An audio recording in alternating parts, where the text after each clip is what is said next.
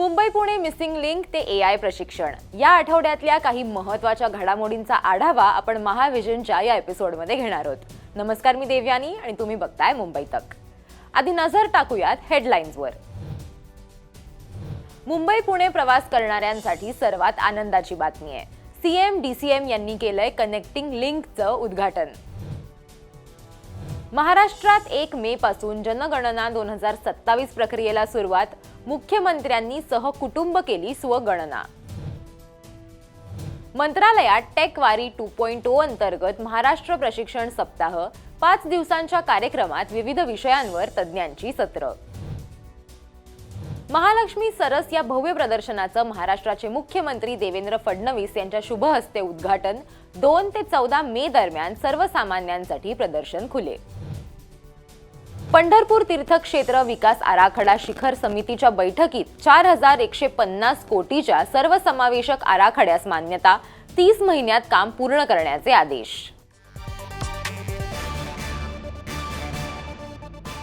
मुंबई पुणे प्रवासात घाटात अडकून त्रस्त झालेल्या नागरिकांना 1 मेला मोठा दिलासा मिळालाय। अखेर ज्याची अनेक वर्ष वाट बघितली जात होती त्या मिसिंग लिंकचं उद्घाटन महाराष्ट्र दिनाच्या दिवशी करण्यात आलंय। मुख्यमंत्री देवेंद्र फडणवीस स्वतः गाडी चालवत उद्घाटन स्थळी गेले आणि त्यांच्या सोबतच उपमुख्यमंत्री एकनाथ शिंदे आणि उपमुख्यमंत्री सुनेत्रा पवारही उपस्थित होत्या। पहिल्यांदा तर आजपासून याला मिसिंग लिंक म्हणण्यापेक्षा कनेक्टिंग लिंक म्हटलं पाहिजे। ज्यावेळी आपण ही तयार केली तेव्हाच ही लिंक नव्हती, म्हणून आपण मिसिंग लिंक म्हणत होतो। पण आता गायकवाडजी जरा समोरचं नाव बदला आणि त्याला कनेक्टिंग लिंक असं तुम्ही त्या ठिकाणी लिहा। मिसिंग लिंक प्रकल्पामुळे अनेक महत्त्वपूर्ण लाभ अपेक्षित आहेत। प्रवासाचा वेळ हा सुमारे 30 मिनिटांनी कमी होणार असून घाटातील धोकादायक वळणं टाळल्यानं अपघातांचं प्रमाण कमी होणार आहे। वाहतूक कोंडी कमी होऊन प्रवास अधिक सुरळीत होईल। हा वेळ वाचणार आहे 30-40 मिनिटं। फक्त मुंबई पुण्यातच नाही तर पुढे सातारा, सांगली, पश्चिम महाराष्ट्रामध्ये जाणाऱ्या लोकांना देखील फायदा होणार आहे। बाळासाहेबांच्या संकल्पनेतून हा रस्ता त्यावेळेस नितीन गडकरी साहेबांनी केला। पूर्ण करताना देवेंद्रजी आणि मी आहे। मुंबई आणि पुणे ही 2 प्रमुख आर्थिक केंद्र जोडणारा हा मार्ग उद्योग, आयटी, उत्पादन क्षेत्र आणि सेवा क्षेत्रासाठी जीवनदायिनी भूमिका बजावतो। मिसिंग लिंक किंवा कनेक्टिंग लिंक प्रकल्पामुळे या 2 शहरांमधील प्रवास अधिक जलद, सुरक्षित आणि कार्यक्षम होणार असल्यानं व्यापार आणि गुंतवणुकीला मोठी चालना मिळणार आहे। महाराष्ट्रात 1 मे पासून जनगणना 2027 प्रक्रियेला प्रारंभ झालाय। विशेष म्हणजे ही भारताची पहिली डिजिटल जनगणना असून स्मार्टफोनच्या माध्यमातून माहिती संकलित केली जाणार आहे। जनगणना प्रक्रिया 2 मुख्य टप्प्यात राबवली जाणार आहे। पहिला जनगणना 2027 चा महाराष्ट्रात औपचारिक आरंभ लोकभवन मुंबई इथे करण्यात आला। मुख्यमंत्री फडणवीस, उपमुख्यमंत्री सुनेत्रा पवार, उपमुख्यमंत्री एकनाथ शिंदे यांनी देखील पहिल्याच दिवशी सेल्फ गणना केलेली आहे। पूर्णपणे डिजिटल माध्यमातून 2027 ची जनगणना केली जाणार आहे। महाराष्ट्रातील प्रत्येक कुटुंबाला या विशेष डिजिटल उपक्रमाचा भाग होण्याची संधी आहे। यामध्ये आपण सर्वांनी सहभागी व्हावं असं मी आपल्या सर्वांना आवाहन करते। यात ॲपच्या माध्यमातून नागरिकांना प्रथमच आपली माहिती म्हणजे स्वगणना भरता येईल। केंद्र सरकारनं ठरवून दिलेल्या 33 विषयांशी संबंधित माहिती भरावी लागेल। एकूण 14 भाषांमध्ये ही माहिती भरता येईल। स्वगणनेदरम्यान ॲप किंवा संकेतस्थळावर कोणतीही कागदपत्र अपलोड करण्याची गरज नाही असं उपसंचालक संतोष पायस यांनी सांगितलंय। पुढील बातमी आहे एआय संदर्भातली।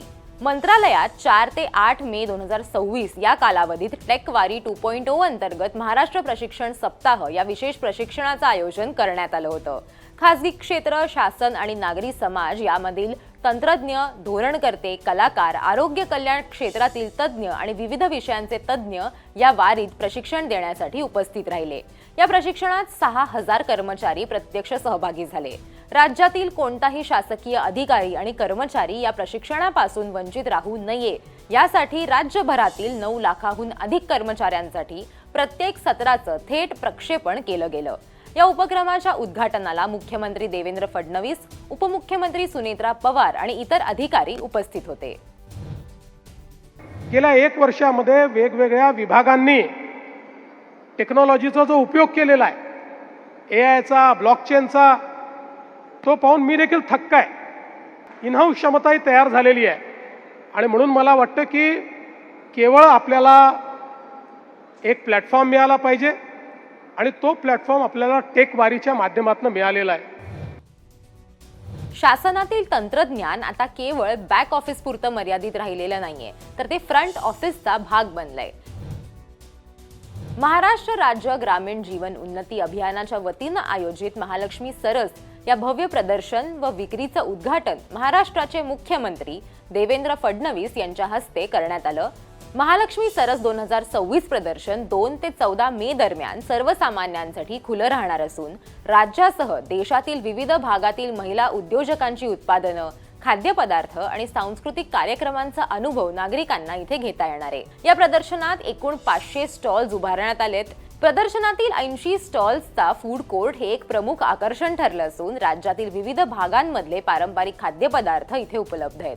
यावेळी व्यासपीठावर ग्रामविकास व पंचायत राज मंत्री श्री जयकुमार गोरे, राज्यमंत्री योगेश कदम, मुंबईचे पालकमंत्री मंगलप्रभात लोढा, प्रधान सचिव एकनाथ डवले, मुंबईच्या महापौर रितू तावडे उपस्थित होते. मुख्यमंत्री देवेंद्र फडणवीस यांच्या अध्यक्षतेखाली झालेल्या पंढरपूर तीर्थक्षेत्र विकास आराखडा शिखर समितीच्या बैठकीत 4150.46 कोटीच्या सर्वसमावेशक आराखड्यास मान्यता देण्यात आली आहे. पंढरपूर हे राज्यातील सर्व धर्मियांचं श्रद्धास्थान आहे, त्यामुळे या ठिकाणी येणाऱ्या भाविकास आवश्यक पायाभूत सुविधा उपलब्ध व्हाव्यात. पुढील 50 वर्षांचा विचार करून या तीर्थक्षेत्राच्या ठिकाणी करण्यात येणारी विकास कामं येत्या 30 महिन्यात पूर्ण करावीत असे निर्देश मुख्यमंत्री फडणवीसांनी दिलेत. मुख्यमंत्री फडणवीस असं म्हणालेत की पंढरपूर हे राज्यातील महत्त्वाचं धार्मिक व सांस्कृतिक तीर्थक्षेत्र आहे. इथे दरवर्षी आषाढी, कार्तिकी, चैत्री आणि माघी वारीच्या काळात लाखो वारकरी श्री विठ्ठल रुक्मिणीच्या दर्शनासाठी येतात. भाविकांची सातत्यानं वाढणारी संख्या, रस्ते, वाहतूक आणि अन्य संबंधित बाबी लक्षात घेता पंढरपूर तीर्थक्षेत्र परिसराच्या समग्र व नियोजित विकासाची कामं वेगानं हाती घेण्यात यावीत. मुख्यमंत्री फडणवीस यांच्या अध्यक्षतेखाली पंढरपूर तीर्थक्षेत्र विकास आराखडा शिखर समितीची बैठक मंत्रालयात पार पडली. या बैठकीस उपमुख्यमंत्री सुनेत्रा पवार, वनमंत्री गणेश नाईक, ग्रामविकास व पंचायत राज मंत्री तथा सोलापूरचे पालकमंत्री जयकुमार गोरे, आमदार समाधान आवताडे, मुख्य सचिव राजेश अग्रवाल यांच्यासह वरिष्ठ प्रशासकीय अधिकारी उपस्थित होते. या होत्या या आठवड्यातल्या काही महत्त्वाच्या बातम्या. तुम्हाला हा व्हिडिओ कसा वाटला ते आम्हाला कमेंट करून नक्की सांगा आणि मुंबई तकला सबस्क्राईब करायला विसरू नका.